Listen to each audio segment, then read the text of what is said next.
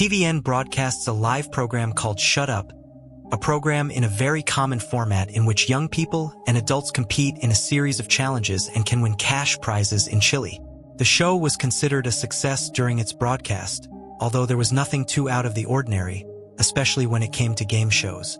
For people who are familiar with this format of program, I will even find it a little strange. It is in this video because usually nothing special happens in this type of program, and during most of its broadcast, this is what happened. Such strange things happened except for one day in September when the participants were competing intensely. The presenter Jean-Philippe interrupted the program during a game to give urgent news. It had happened that morning, but not during the TV program, but with the TVN team. They were in a military plane to document the recovery efforts after the 2010 earthquake that devastated the country.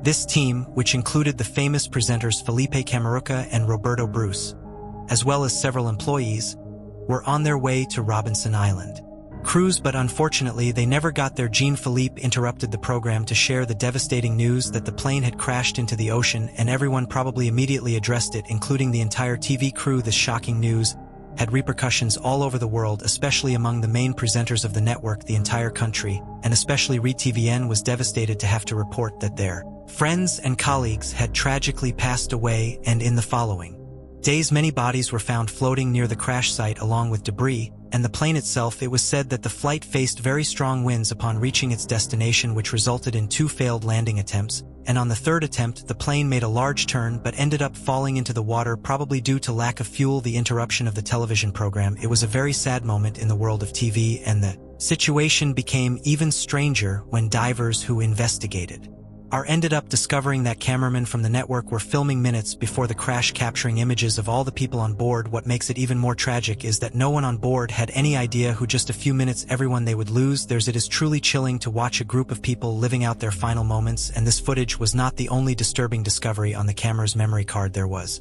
also a set of 6 intriguing images that were not immediately understandable, but with some image adjustments some things become clear. In the most famous example, there appears to be a flat surface with a quantity of water covering the camera lens. The image was taken after the plane hit the water. To make things even stranger, the memory card that contained these images was supposedly found inside a bottle of water.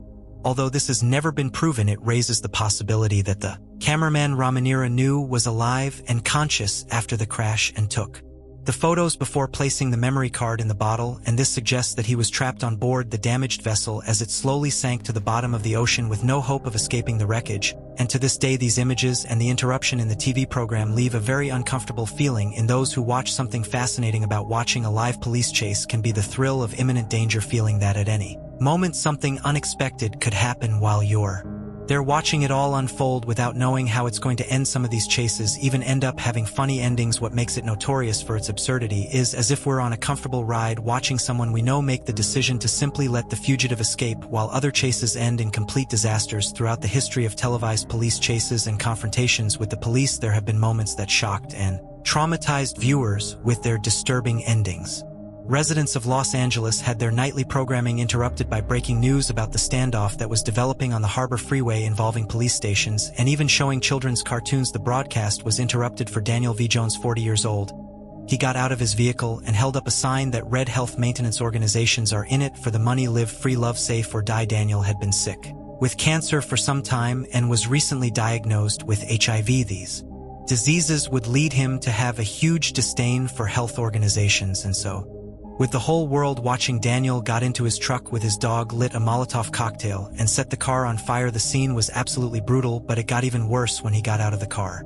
Still on fire and everything burned, he clearly intended to end his life, so he grabbed a shotgun and followed his desire, his life. Thousands of children watching their favorite cartoons, while a live police chase turns into a PR nightmare for the network. The morality of the broadcast is questioned, but the high ratings keep the practice going. The incident becomes a prime example of the unpredictable in live TV. This leads to more similar broadcasts, one of them deeply impacting. In July 2007, there was a high-speed chase with a white pickup truck crashing into the police helicopters. Broadcast the entire situation. The police used a carpet of spikes to stop the car, but the outcome remains certain. Music. We don't know exactly what happened at that moment the police approached, but the details: the camera shows a brief moment of static before returning to the studio and cutting to a rushed commercial break. The confusion leaves the audience perplexed, and many Change the channel to follow the outcome.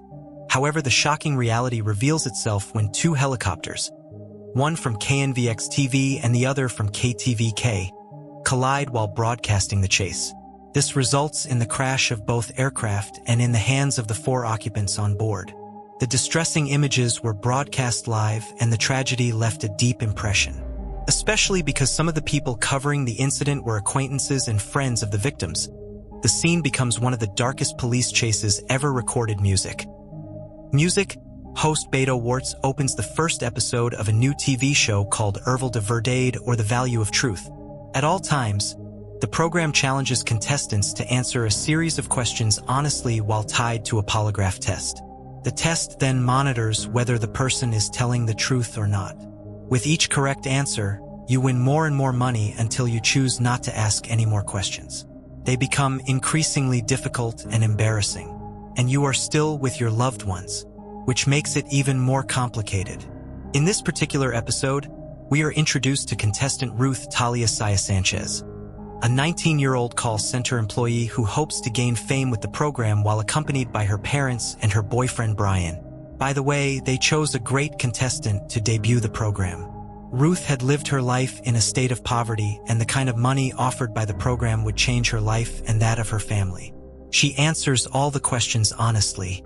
At one point, she admits that she would like to be white, and at another, she stated how she was often embarrassed by her parents' manners, which according to her, while they were sitting directly in front of her, seemed strange. You can feel the tension increasing as each answer seems to reach her parents' hearts, eventually leaving her mother in tears, and the situation only gets more painful from there. From there, she was asked if she was with her crush until someone better showed up, to which she answered yes, with her boyfriend glaring directly at her. After that, the questions became increasingly intrusive, with Ruth eventually having to admit that to pay her bills, she worked at a nightclub as a stripper, which was a surprise to everyone. Her loved ones who were there were shocked by this revelation, especially her boyfriend Brian. It was a revelation that leads us to the final and most painful question of all. Have you ever accepted money in exchange for a certainty? A question to which she answered yes before abruptly ending her participation in the program.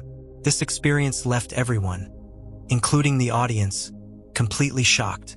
On the one hand, many applauded Ruth for her honesty, but on the other hand, she was criticized by her family, and specifically her boyfriend.